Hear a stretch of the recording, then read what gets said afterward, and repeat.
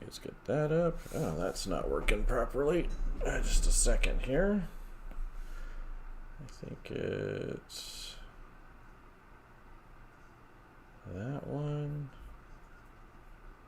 What's it called? Overlay.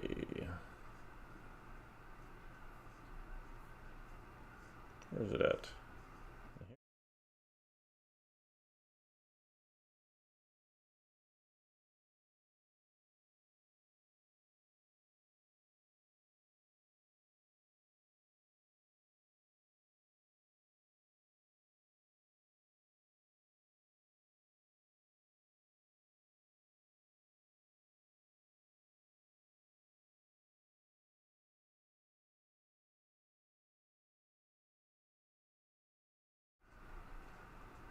There we go.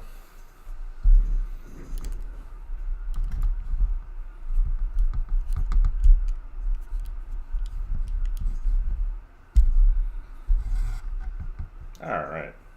Good morning. Had to fix something over on the YouTube Twitchy side of things. Camera got moved yesterday due to some meetings we had with new faculty, so. But yeah, we are continuing with morning studies, looking at Terryl Whitlatch. So we got a bunch of her Captain Paramerica sketches to do.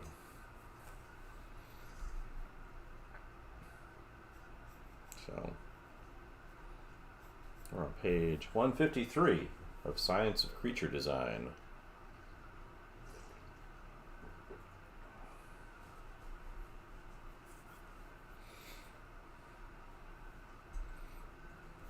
So we got a bunch of dinosaurs to draw.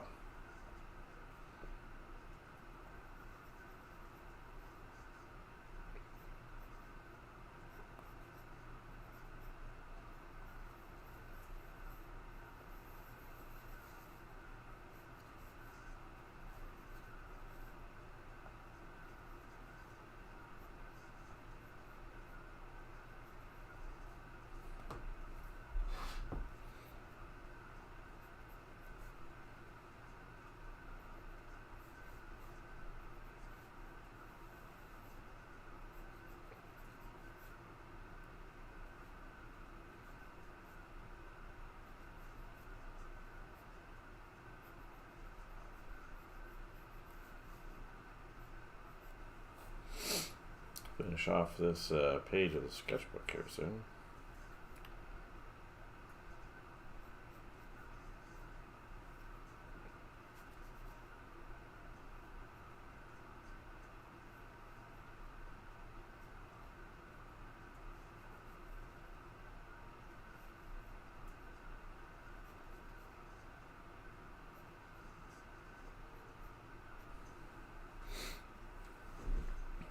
Is anybody doing any interesting projects now?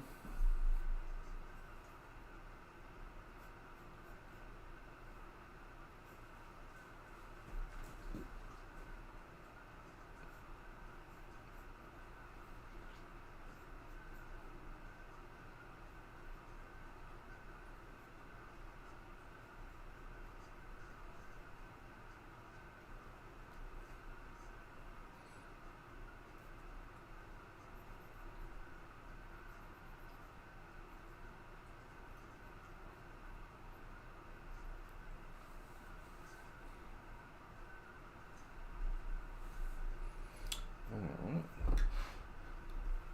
Get another one over here.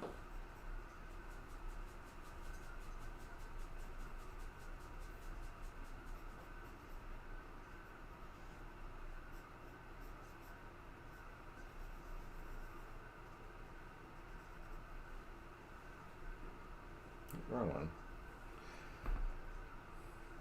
I shifted to the wrong sketch. It's this one right here.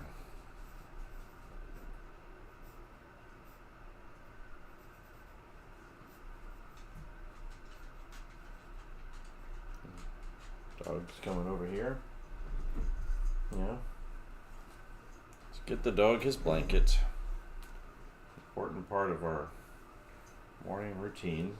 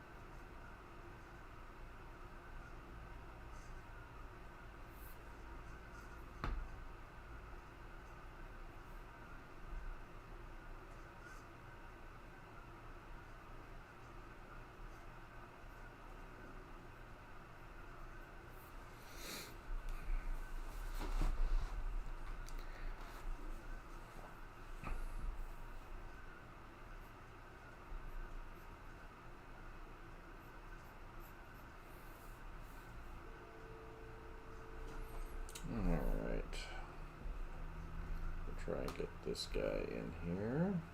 So it seems like it fit in the space.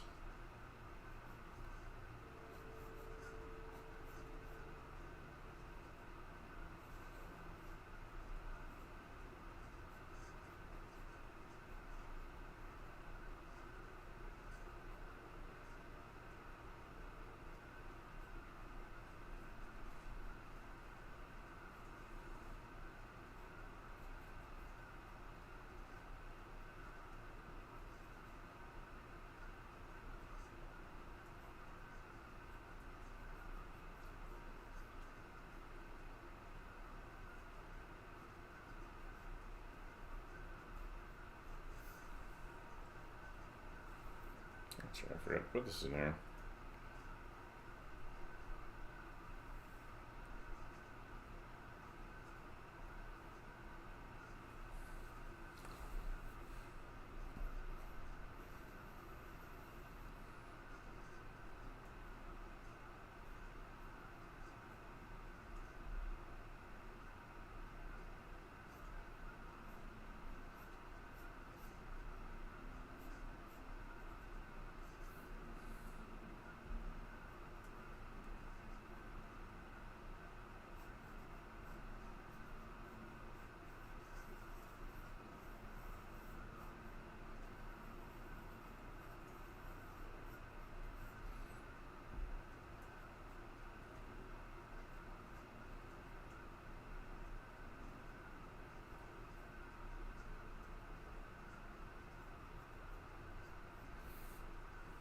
Alright, let's get these ones inked and then move on to flipping the page over. We're going to play around with this calligraphy pen here, or nib. What do we got here? Yeah, I like to get up and do something. Did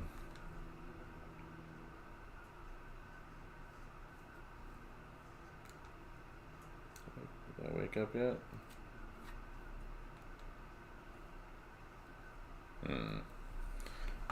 Grab the mouse over here.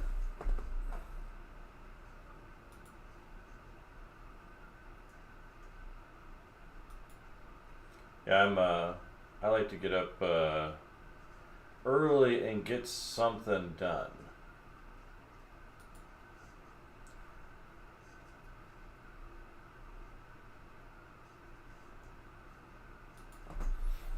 And I find it kind of helps set the day for me. And like I said, I'm working from Terryl Whitlatch's creature design book here, where she spends a lot of time looking at animal anatomy and kind of how she applies that to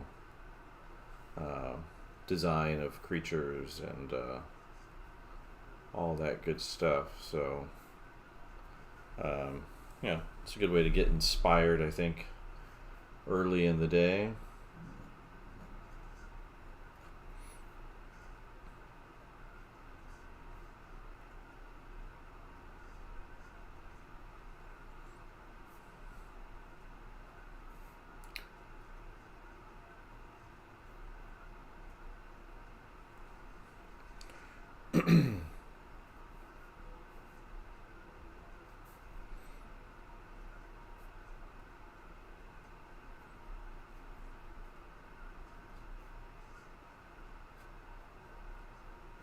And so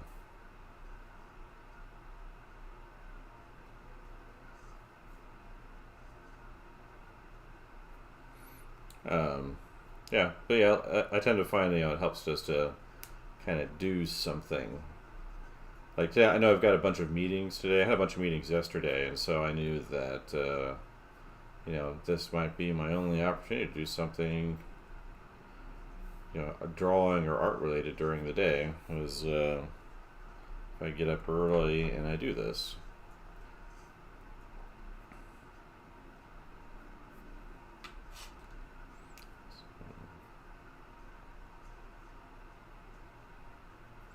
So yeah, definitely like to start off first thing in the morning.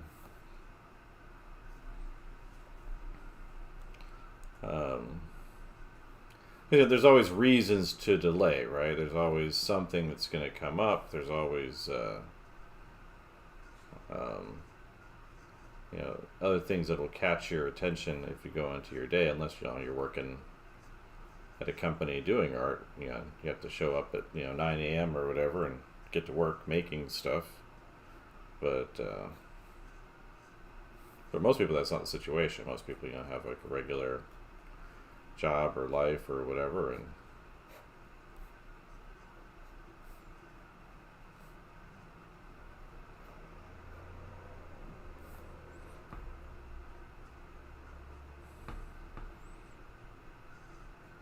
and kind of having a habit like this has been proven really, I think, beneficial for me, at least. Taking an hour to warm up in the morning to look at something that's done at a high level, and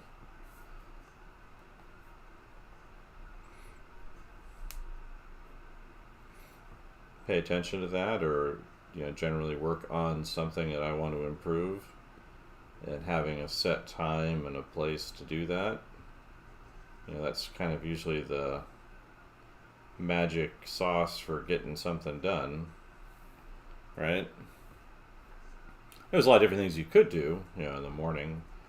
Like, I'm going to finish this book, and I think I'm going to spend some time drawing from reference sources I've picked up over the years, doing some figure drawing and facial expressions and things like that.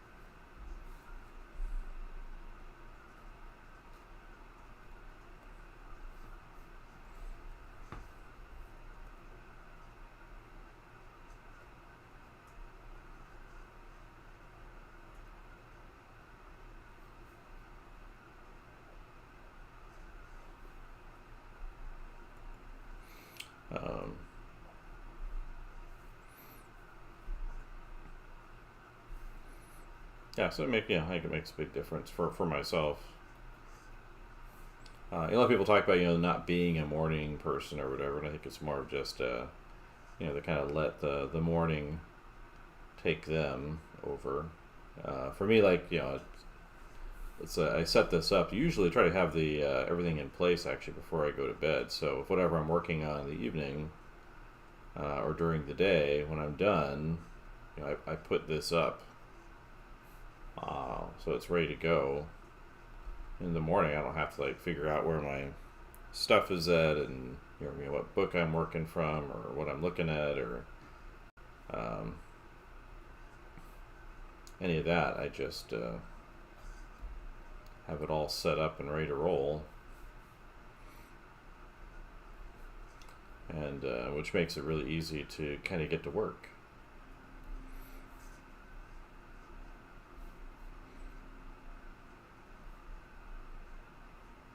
I have a place and materials and a plan and I've already set up for me. Like, I've been working from this book since what was it? It was early September, and so a little over, I guess, 4 months now, or maybe 4 months exactly now. It was I have to check, might have been the 9th of September.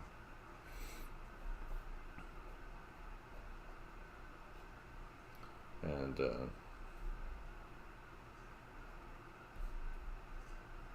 a couple different goals were to look at the book and see her perception of creature design and animal anatomy, and learn some new things about that. she has a ton of drawings in here that show the muscles and bones of real animals and kind of how those relate to her imagined designs, how she kind of brings those to aliens or chimeras or mythical creatures, or now she's working, mixing dinosaurs and superheroes, which is fun. And then the other thing I've been working on is just kind of working on my inking skills. And so, using these pen nibs and some other tools to draw with, to do the final renders with. Like, she doesn't use these in her drawings as far as I know at all. She's working primarily with like pencil, maybe ballpoint pen, scanning those in, and then either printing them out and coloring them with marker, or dropping them into Photoshop for a little bit of coloring. And that, I don't really get anything from doing that. That's pretty, basic activity. But I did want to work on developing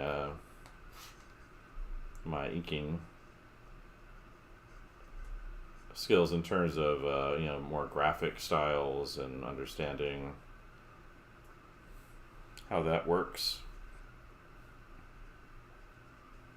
So that was an earlier project. I was printing out comic book pages, so you can find pencils from major comic book artists and printing them out and kind of practicing their techniques for a while last summer before jumping into this.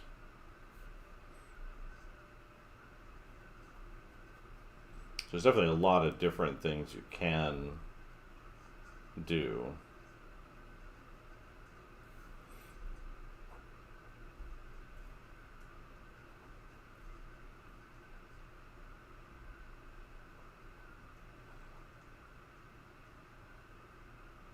Not sure why she went with Captain America being this particular dinosaur, though.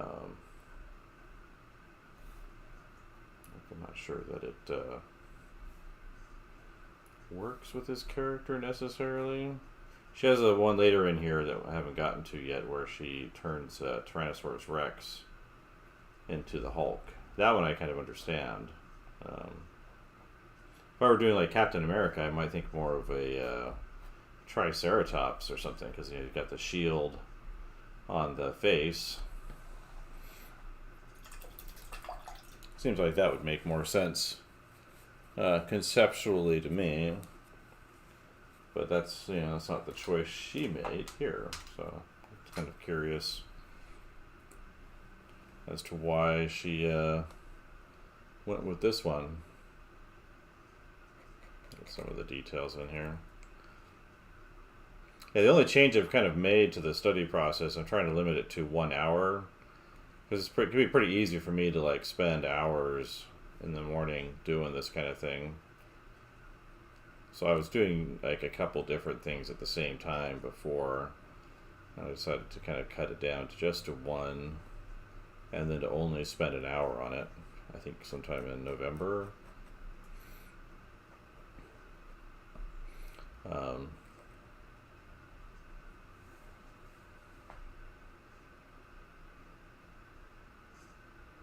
Yeah, I've kind of bounced around to everything. I mean, when I grew up, obviously, there was no Photoshop, there was no iPad. So, I would get Uniball pens and a stack of paper for, Christmas and my birthday to, fill up. I'm sure my parents appreciated that being a very cheap present, But I want to kind of get better at the nibs.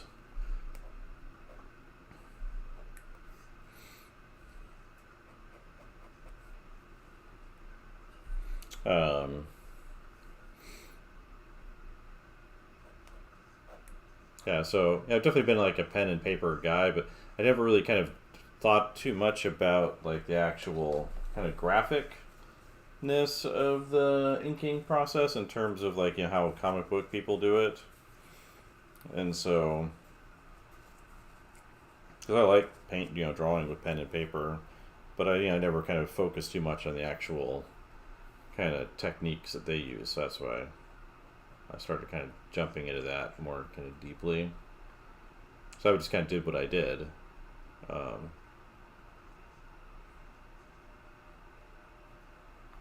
wanted to be a little bit more conscious about it, if that makes any sense.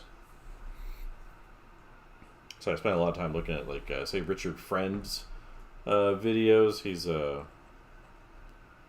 been a major kind of comic book inker for, decades. Since I was a kid, he inked a lot of the Image stuff, Marvel, still does, DC, a bunch of those guys. I think he's done some of his own projects more recently.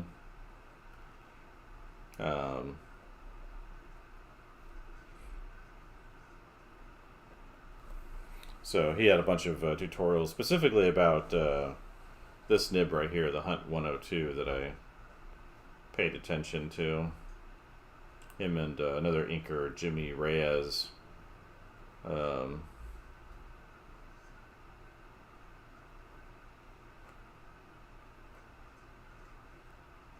Kind of that 90s style. But this pen's, this particular inking tool's been around for a long time. The Hunt 102 nib, Croquill nib.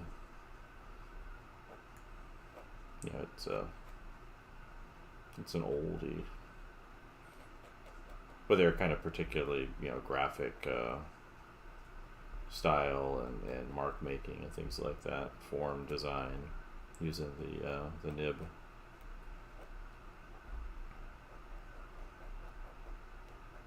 But then I also like looking at more expressive type people, like say James Heron or got a blob there, or Sean Gordon Murphy.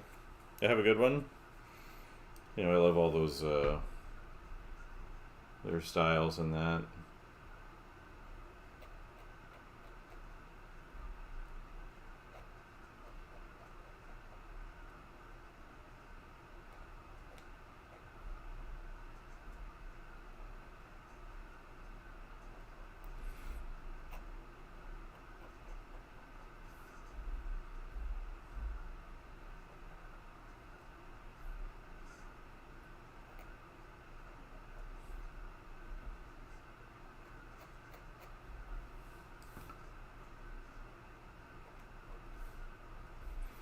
But larger point is just I like to kind of multiply my efforts.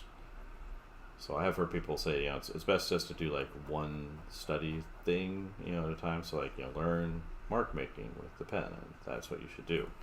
I think there's a little bit that's good, but I think one of the things with learning anything is you want to get to application of that thing as soon as you can, and not silo it off as like a technical process. You want to make sure it comes into your work as soon as you can get it there.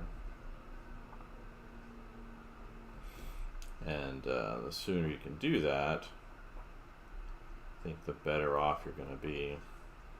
I need to sit down and kind of finish writing out my little comic story and finish up the character designs. We'll get into those more. Get that laid out and sorted out and built out, and then jump into that story that I wanted to tell.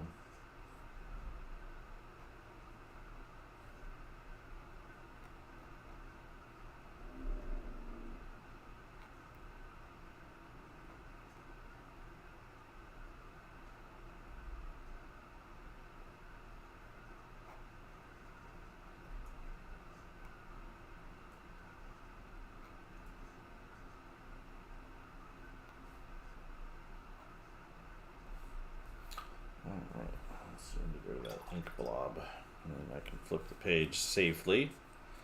Because right now it's not safe to turn the page yet.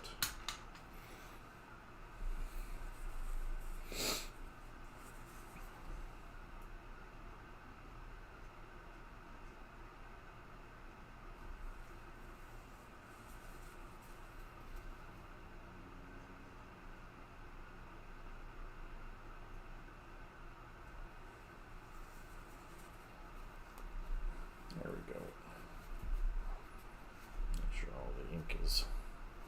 dried up. So I can flip the book over. Just going that way. Yep. You see how few pages we've got left in this book. Got 3 pages in here. Been working front and back, so you know that's should be plenty. But finish off this little book here. Let's see. Let's scoot everybody over. There we go.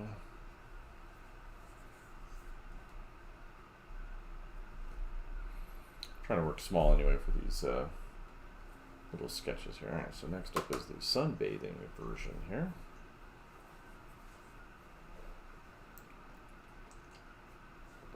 Guess I'll bring this back down and push it over.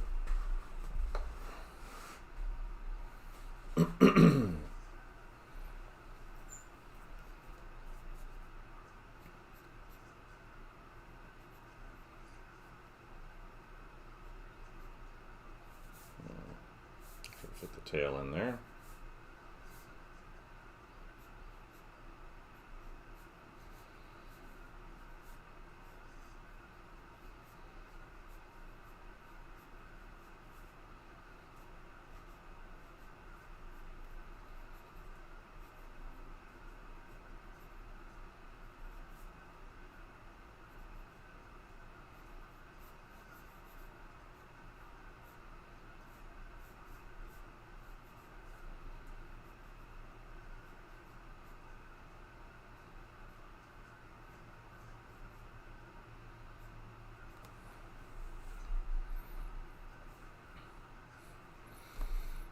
Yeah, so so that's kind of what's going on with these morning study things. I need to get back to well, I've been playing around with some of the 3D stuff. Like there's this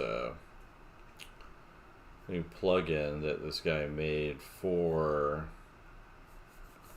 Blender. That basically it works a little bit like a super simplified version of Photoshop, and so you can take a model. And as long as it has UVs on it, if you're using like basic planes, then it'll just kind of do it automatically. But if you're doing something more complex, like a character, then it has to be kind of more UV'd out, figured out.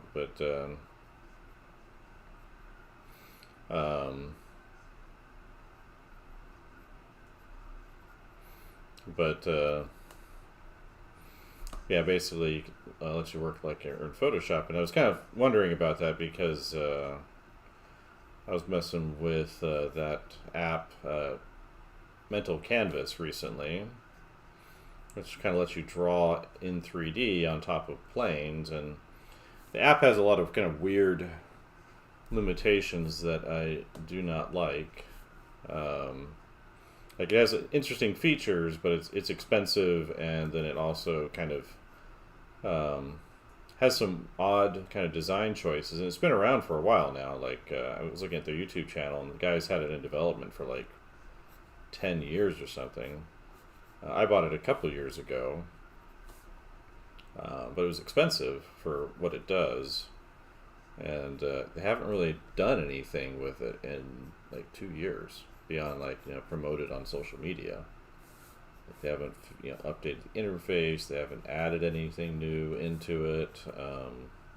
Like it's just not. They haven't done anything with it. So so I was playing around with it. I feel like I'm a better user of it than I was before. Like it's a lot easier for me to use.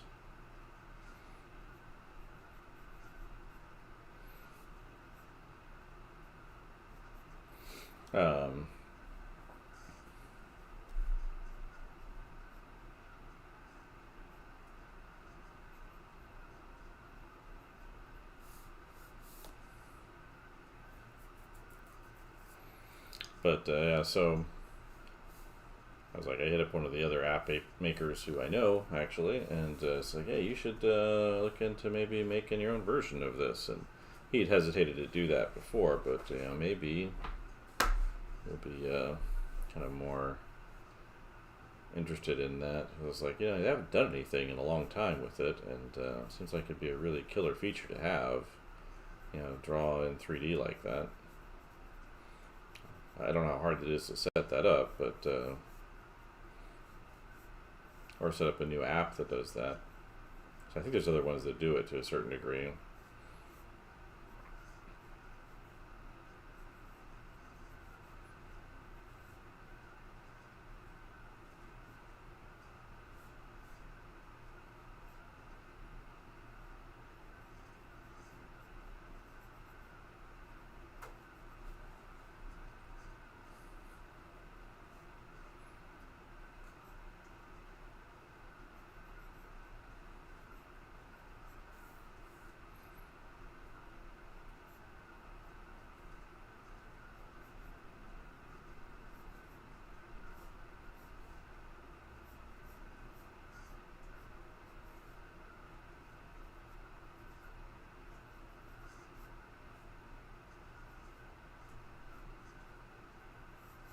But anyway, I think I can do that with this app, this plugin for Blender. So you can just set up planes with Blender, move them how you want to. It seems like it would just add a lot of functionality to it that's not, I think, too hard to adapt to. Which, just like basic movement. You probably, if you want to do the camera movement thing, that's a little bit more involved, but it's not. I was looking at it, it's not that crazy to do. You just have to set up an empty that it tracks to, and a couple of little things that are unique in that situation. But it all seemed pretty doable to me.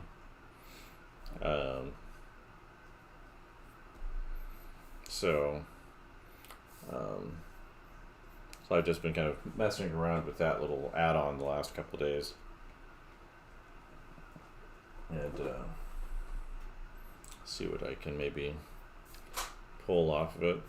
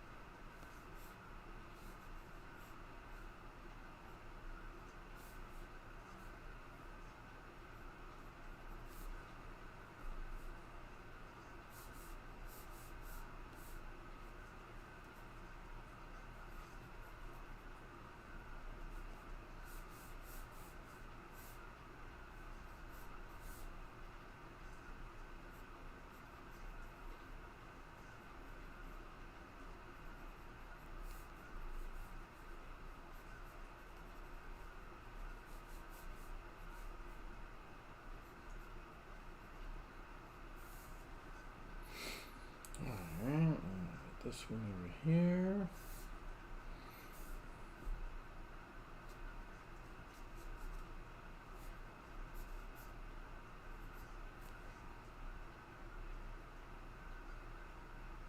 I already did that one. What am I doing? I'll do this one over there. I'll do this one here. So what am I doing? I mean, it doesn't hurt to repeat things, but I am trying to kind of bring this project to a close.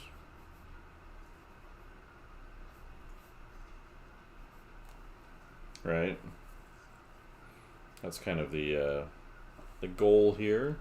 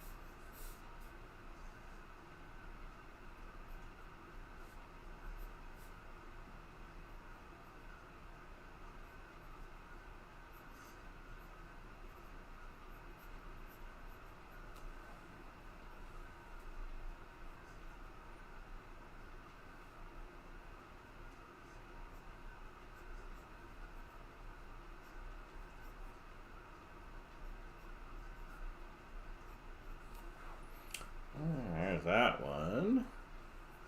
I'm going to squeeze in here because there's just two more after that. I'll just like scoot this over a little bit. So we've got like one here. I'll see if we can't finish this page today. Do need to exercise and get cleaned up before I think 9 is when the meeting starts.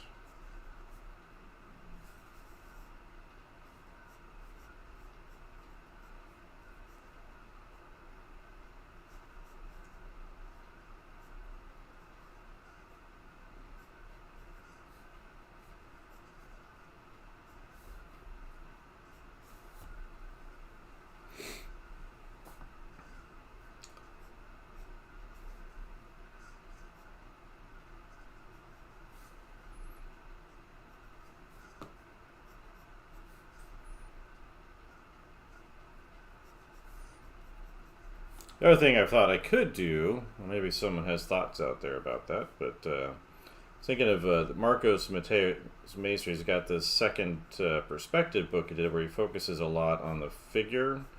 I was thinking about maybe just taking that part of the book rather than the whole book and doing some of that and kind of alternating between looking at that and then drawing the actual reference I have for the figure. I know there's also a professor here. He's got like a long pose class he's doing, and on Fridays, and I might try and drop in on that on Fridays as well. Make the kind of winter semester more about the figure. This will be done. This part should be done sometime, I think, within a week. You know, in terms of like, not within the week, but within about 7 days, 6 days, something like that. This book will be all the way done. Got some random stars up here. And then one more pose right here for this page.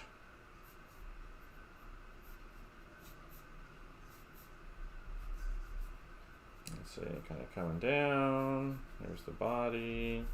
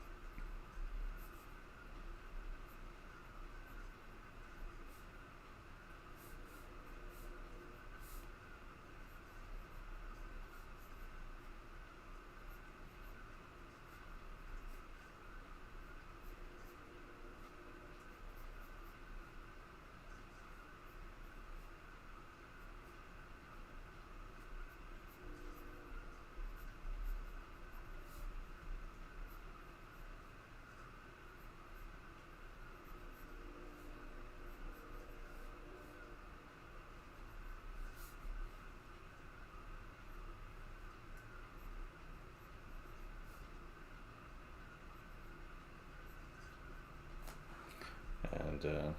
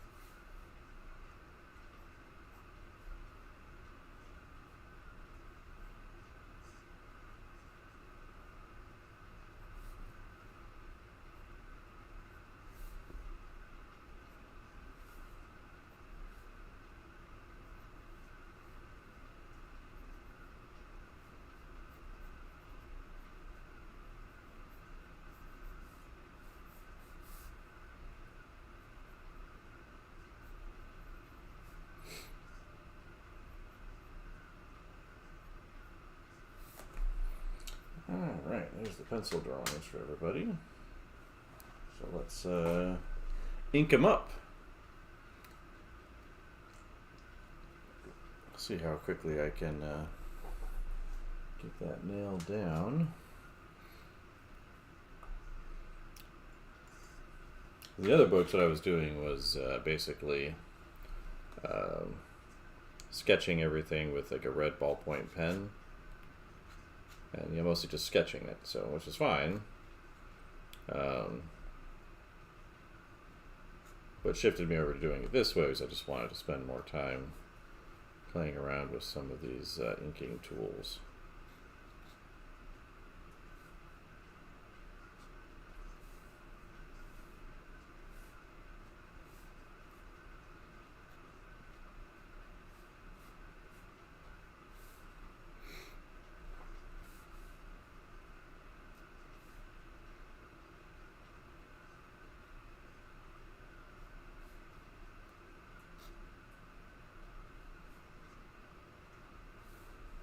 Good morning.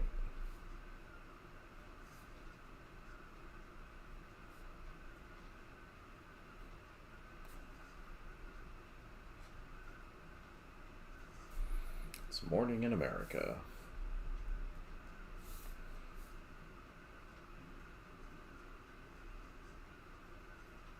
At least where I'm at. I'm not sure about Hawaii, how late it is there, but they're a little bit different time zone.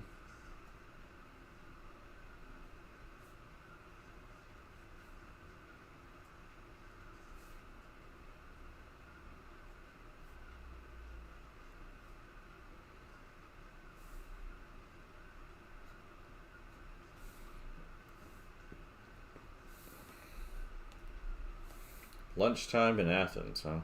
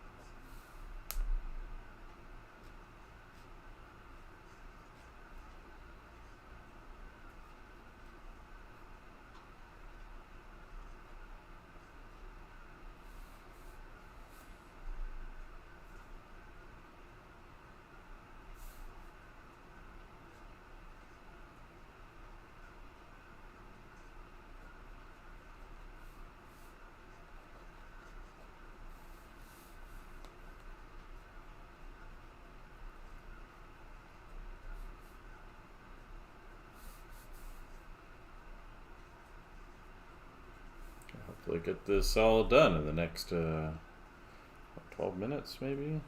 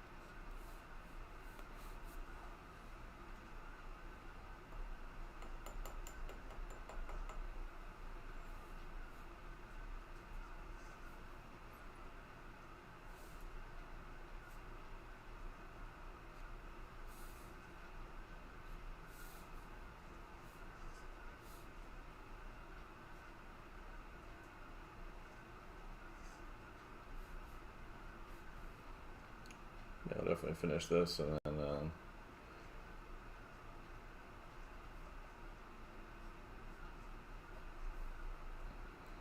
all that good stuff.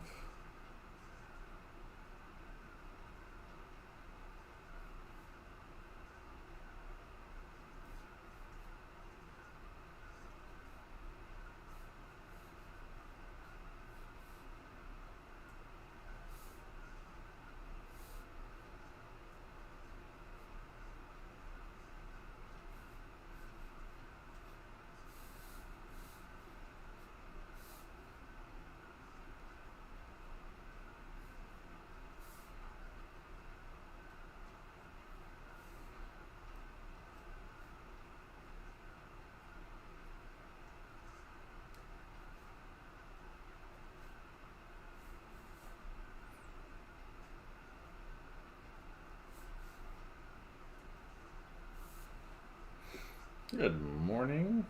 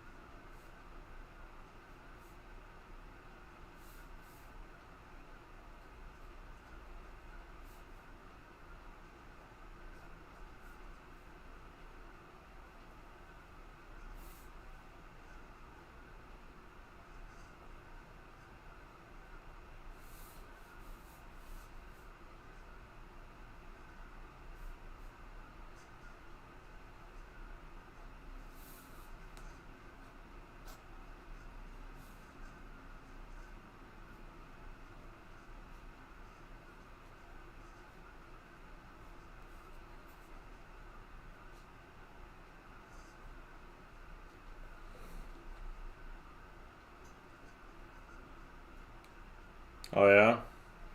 Hey, yeah, they eventually stop working, right? I know, like a lot of people in the United States, they like to use buy kind of used rental cars because they tend to be maintained, or fleet vehicles from like the government or something like that.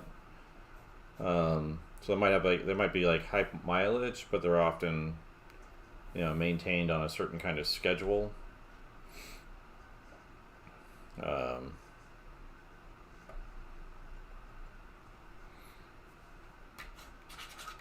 I've got faculty meetings today. Semester starts up. Classes start next week, so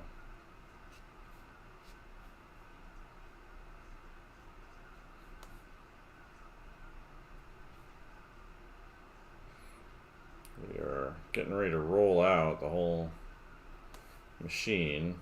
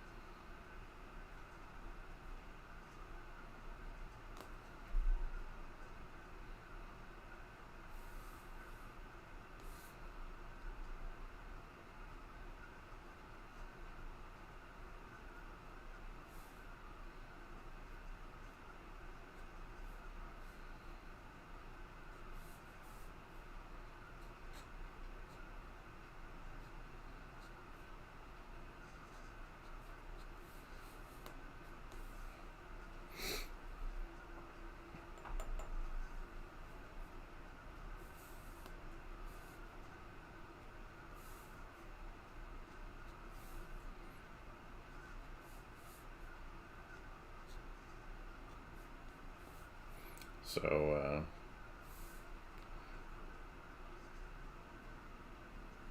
yeah.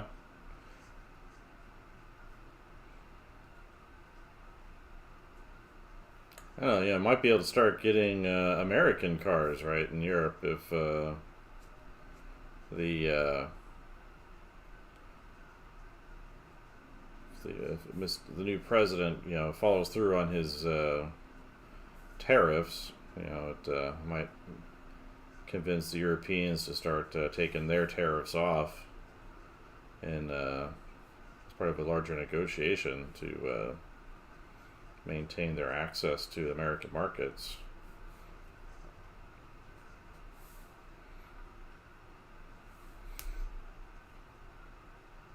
Well, certain vehicles, I think Corollas are among them.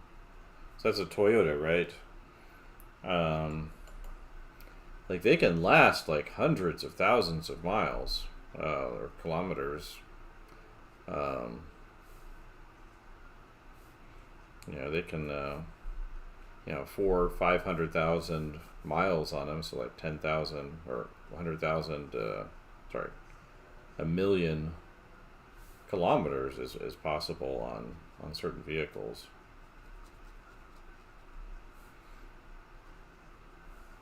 As long as they're maintained with their regular oil changes and all that, the mechanical stuff's all kind of taken care of on the regular.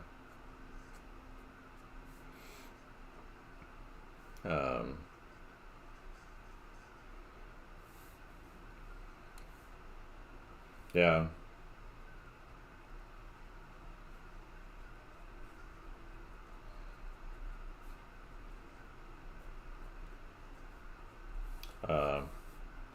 I saw Nissan and was it Honda are merging to a certain degree. Seems like it was more limited than initially thought it was going to be, but people have been speculating that the health of Nissan wasn't that great financially. People look at like, why aren't they making another Xterra? Like with the Ford Bronco and the Toyota 4Runner being so popular, why? What are they holding out on? Why aren't they putting this out? It looks like they've had financial problems for a long time.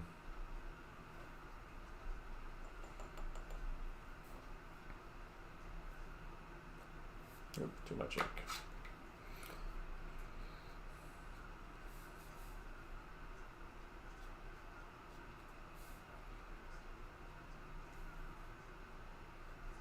Curious if the merger might make that possible. A lot of people are like, hey, we'd love a new Xterra, but they haven't seemed like they haven't been interested in bringing that to market, which is interesting. They did kind of make a version for the Arab countries. It had like I think it has a dash, or it's missing the dash in the official Xterra name, so it's not really one. It's more like the X Trail that they made for European markets,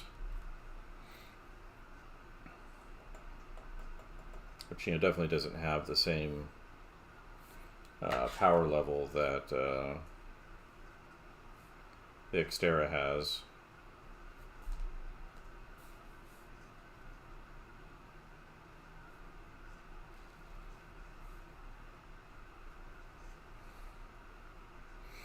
But so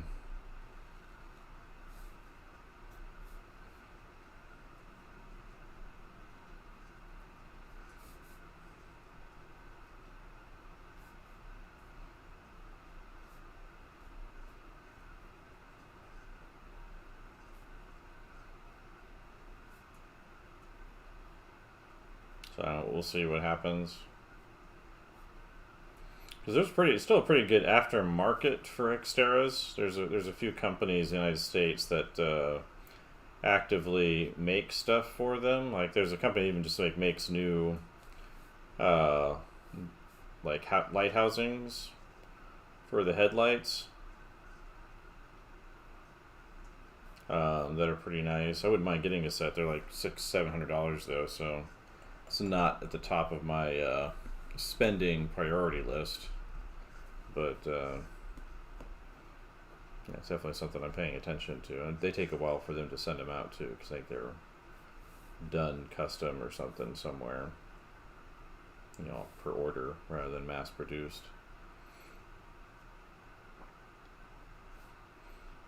And then there's a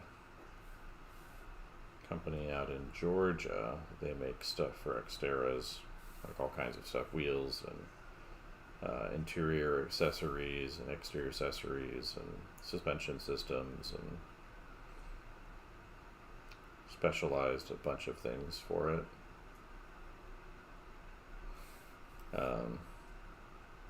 Z1 off-road, but they also make stuff for like other Nissan vehicles as well.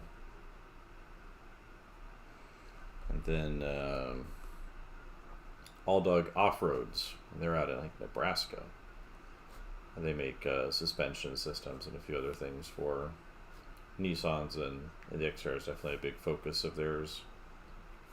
Like the suspension system I put on my truck, I got from them.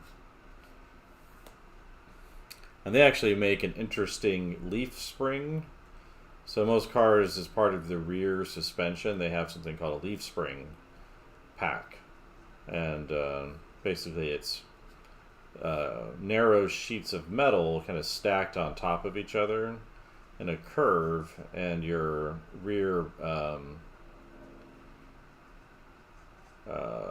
what do they call it? The rear suspension basically sits on top of those, and it gives you a much smoother ride. So, when I originally bought my Xterra, I think it had the original suspension system on it, and it was pretty rough. You hit a bump and you really feel it.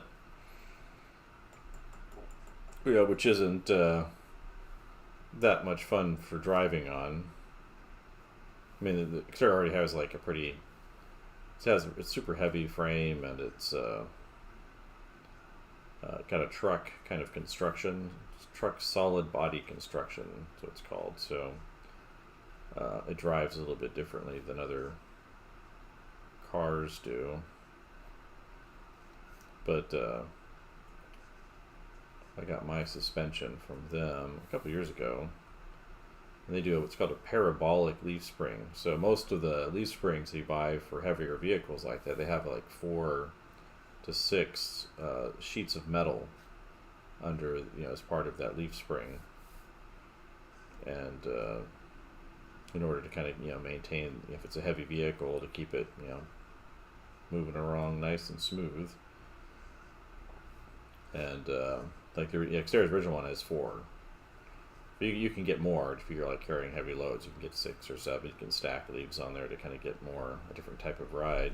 But it also just adds weight to the vehicle, because you're putting in these heavy sheets of metal and stacking them there above the wheel. So it adds a lot of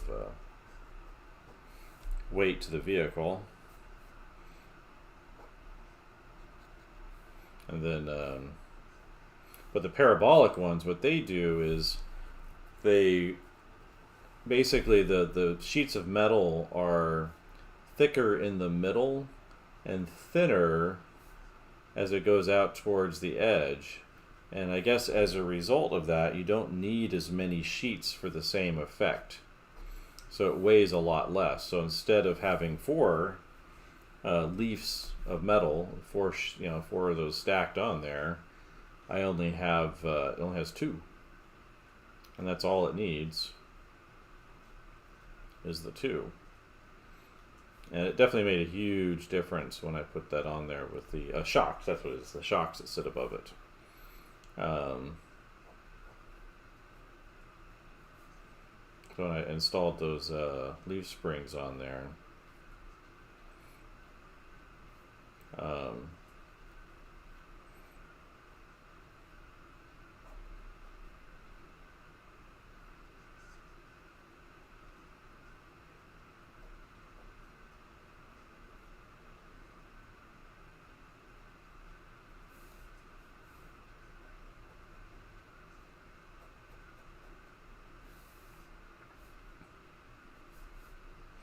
so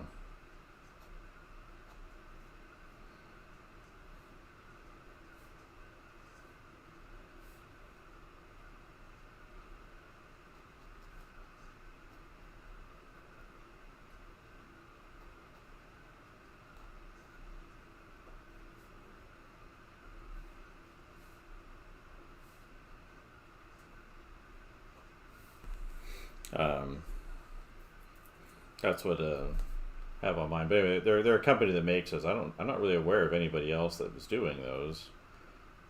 Much less for Xteras, because it's kind of a newer thing. And they built them for both Xteras and the Frontier truck, which is the original Frontier truck and the Xterra, basically the same vehicle. The Frontier's just the Xterra just is a truck that has they kind of took out the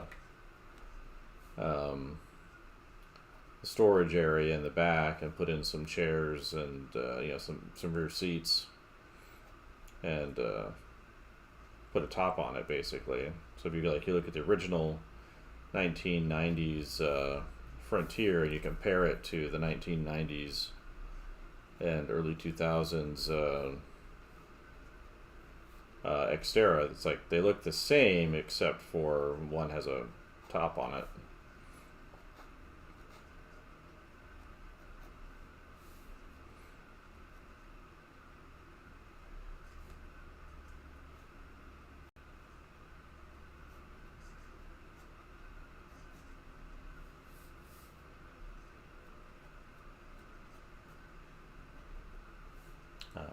Stuff I didn't, I never really thought about this car stuff until I was working on my own truck. So, learning to change my own oil and all that good stuff. Actually waiting for a warm day because I need to do an oil change. I had one a few days ago, or a week ago or so, and I hesitated. And not that I drive all that much, but maybe one of those things would be nice to get taken care of.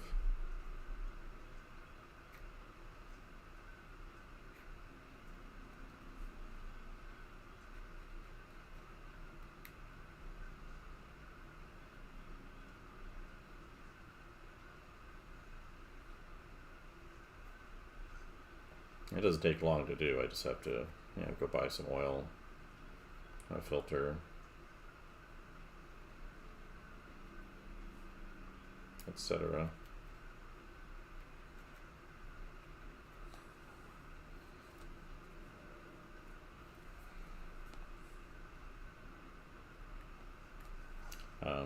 Actually, I started doing my own oil changes because I got tired of being upsold at oil change places.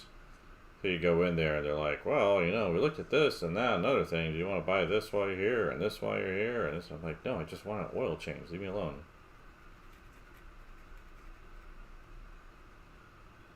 So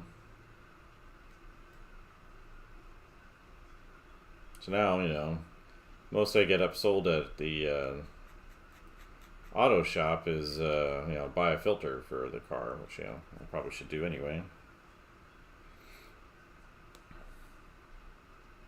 Oh, look, we got a bot over on Twitch.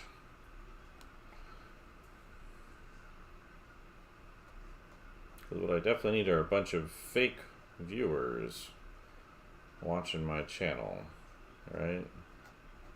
That'll help me out in the long term. Yeah, so I got tired of all those upsells. That was just like, And then one company, they tried to, Jiffy Autolube, you might be familiar with them, right, having worked in the United States. Like, they were trying to sell me a battery. I was like, well, I think mine's okay. It did turn out I was having some electrical issues, but had to do more with the battery ground not being attached properly, or either that or the dirty terminals. But there was nothing wrong with the battery. Like, I drove with that battery for another, 2.5 years. That was one of the big breaking points where I was like, I'm going to learn how to change my own oil. It's not that big of a deal. It's a little bit of a mess. Takes a little bit of time, but... and I typically only need to do it, maybe 3 times a year anyway. Depending on how much I'm driving. I liked it because it was fast. You get in there and they get things taken care of real fast. But they're always trying to sell you on stuff that you don't want or need. But they were trying to sell me a new battery. I was just like, I couldn't. It's like, what are you talking about? Like, I barely had this battery for a year. Like, there's no way it's gone bad. They're like, well, you never know. And I'm like, I'm pretty sure it's fine.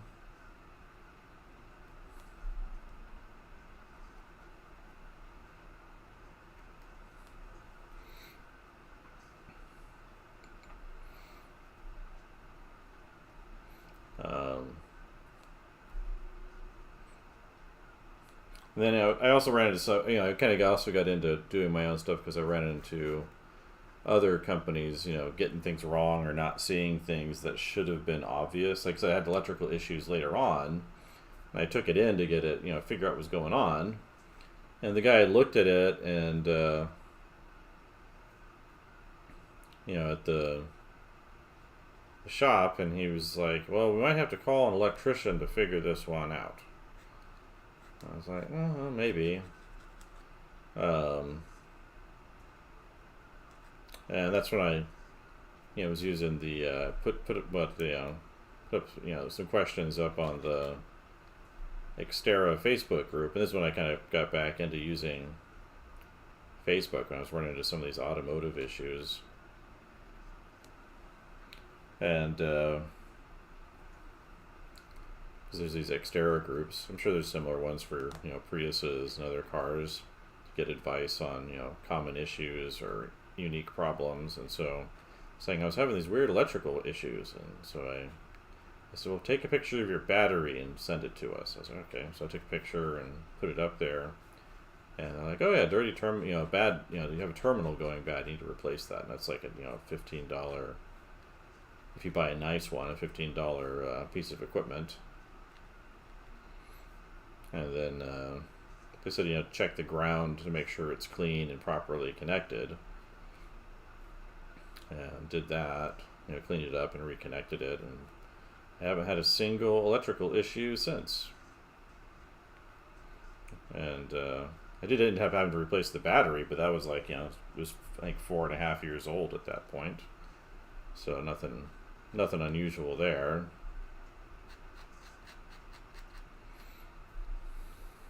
Yeah, it was a long time ago, back when I was still in Florida.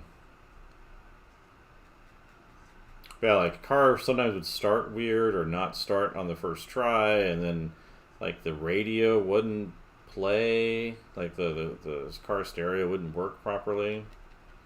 There's all these kind of weird issues I was having.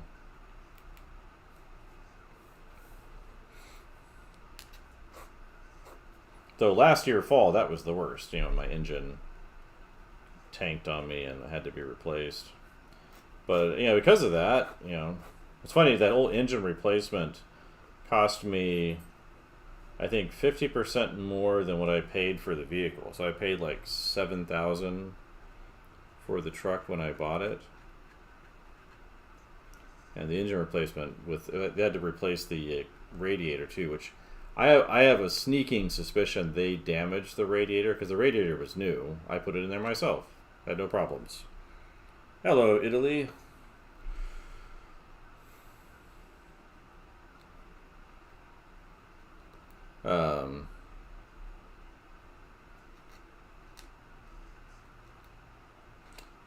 I have been to Italy. It's been a long time, but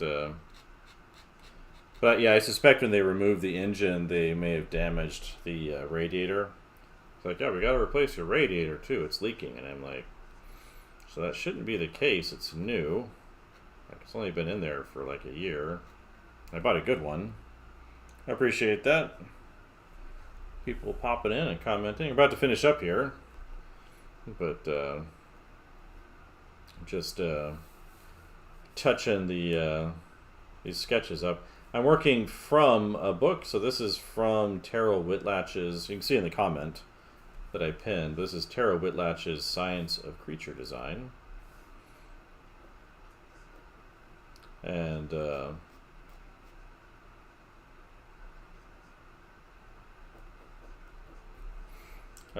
been sketching from this book as a study project since September, and it's been beneficial for me. But she just works in, these all the drawings I'm sketching right here. She just drew in pencil. I'm inking over them to kind of practice and develop some inking skills that are kind of better than what I've relied on for a long time. Like, I've got pretty good skills, but all that. But happy to learn more. So I'm kind of sketching her book, and then kind of a morning warm-up activity.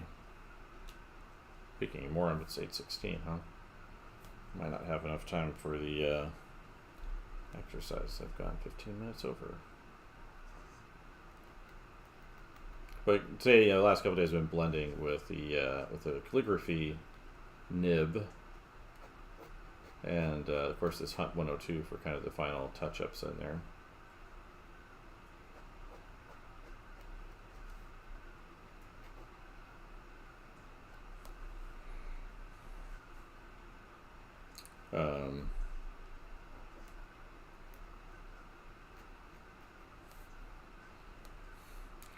Rubiolus, that sounds like Lithuanian.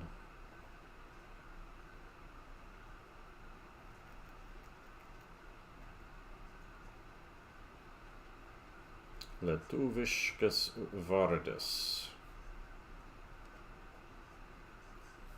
Kaip sakoma.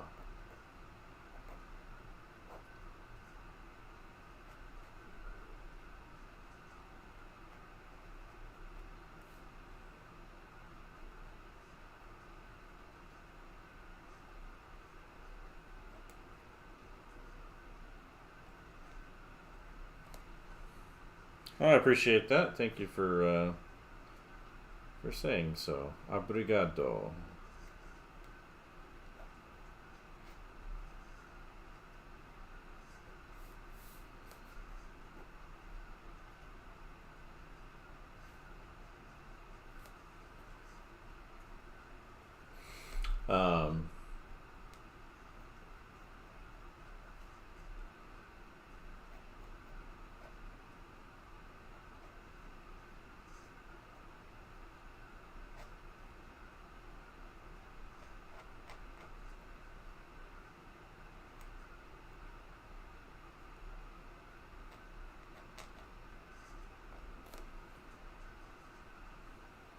Yeah, just this is in the morning. I like to get up and do some morning studies, kind of as a way to start my day.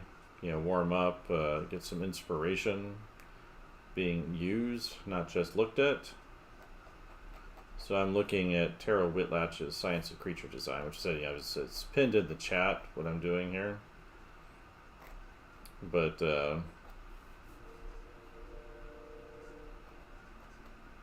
and I've been kind of playing with this little morning study project since this specific one since the beginning of September.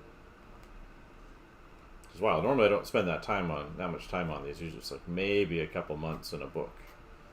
But again, part of it slowed me down is I've limited the amount of time to 1 hour recently, and then I've also been practicing kind of the inking skills.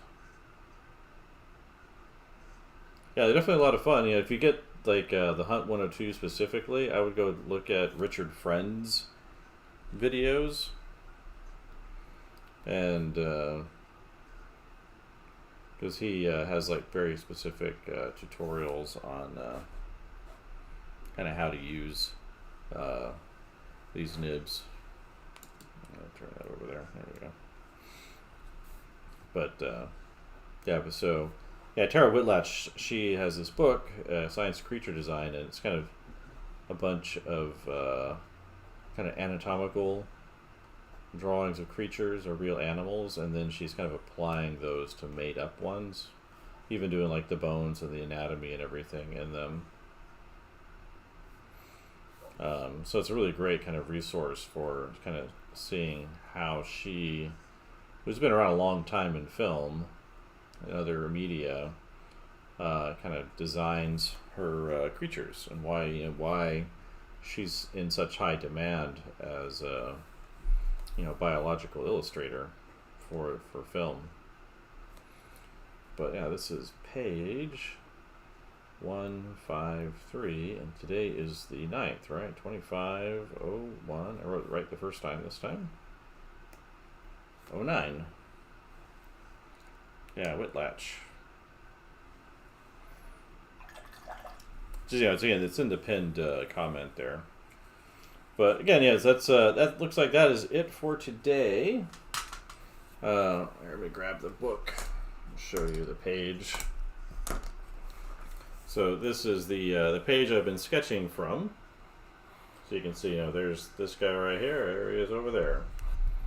And this is kind of her money shot right there. And this is the book itself, Science of Creature Design. And again, I've only got that much left in it, so I've gone almost all the way through. Just a few pages left. So we've got she did Thor as Triceratops, and she did Iron Man as an Ankylosaurus, and the Hulk as a so this is kind of what's next. And so it's a similar kind of page of sketches. And then here's the Iron Man, so that one will be coming up soon. And there's those sketches. And then here's... So that must be the Bruce Banner version, is a little Anoli there. And the sketches are over there. And then there she is. Some kind of made-up creature. There she is, as a little girl riding a horsey, of course. So, yeah. So I'm guessing if I were looking at this, like 6 days, maybe something like that. The sketching left to do in here,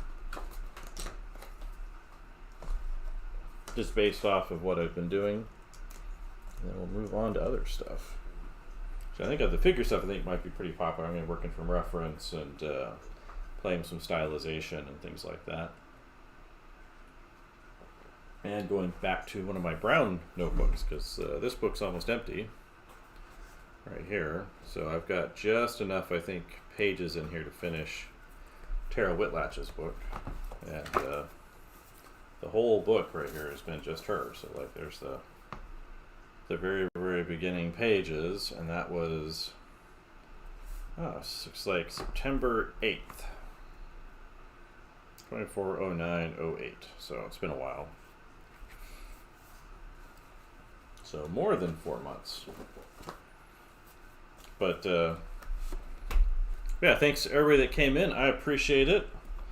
And I got to get on with the rest of my day, so we'll talk to everybody later.